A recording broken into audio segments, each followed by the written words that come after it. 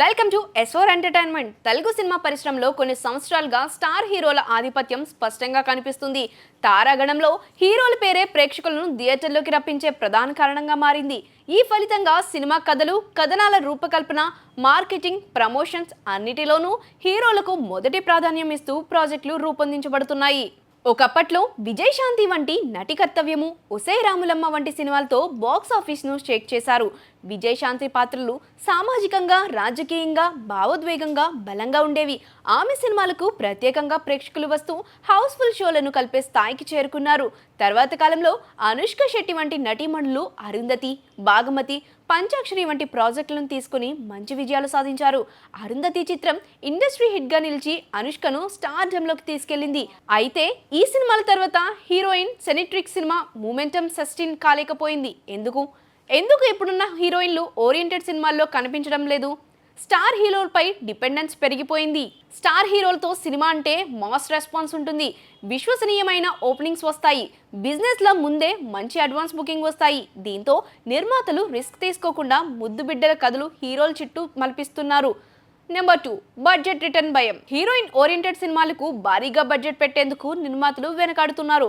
Pan India స్థాయికి వెళ్లిన Telugu cinema బడ్జెట్లు 50 కోట్ల నుంచి 300 కోట్ల మధ్య పెరిగాయి. అలాంటి బడ్జెట్ పెట్టిన సినిమా రికవరీ కావాలంటే ప్రాజెక్ట్కు హీరో స్టార్డమ్ తప్పనిసరి. కథల పరిమితి అండ్ కమర్షియల్ ఫార్ములా. ఒక స్టార్ హీరో సినిమాకు కమర్షియల్ ఫార్ములా కేవలం మాస్ డైలాగులు, పాటలు, ఫైట్స్ కాకుండా హీరో ఎలివేషన్ మీదే ఆధారపడి ఉంటుంది. అదేవిధంగా హీరోయిన్లు కేంద్రంగా తీసుకుంటే కథలో డెప్త్ ఉండాలి, హై ఇంటెన్సిటీ ఉండాలి, ప్రేక్షకుడి ఎమోషనల్ కనెక్ట్ అవసరం. ఇవి ఉండకపోతే సినిమా నిలవడం కష్టం. ప్రస్తుతం ఉన్న పరిస్థితి ఏమిటి? ప్రస్తుతం టాలీవుడ్లో హీరోయిన్లకు ప్రాధాన్యం ఉన్న పాత్రలు ఉన్నా పూర్తిగా హీరోయిన్ సెంట్రిక్గా ఉండే సినిమాలు చాలా అరుదుగా వస్తున్నాయి. సమంత, యశోద, శాకుంతలం లాంటి ప్రయత్నాలు చేసింది, కానీ వాటికి గణనీయమైన కమర్షియల్ విజయాలు రాలేదు. నయనతార పక్క రాష్ట్రాల్లో ఎక్కువగా చేస్తూ ఉండడం తెలుగు మార్కెట్లో ప్రాముఖ్యత తగ్గించేసింది.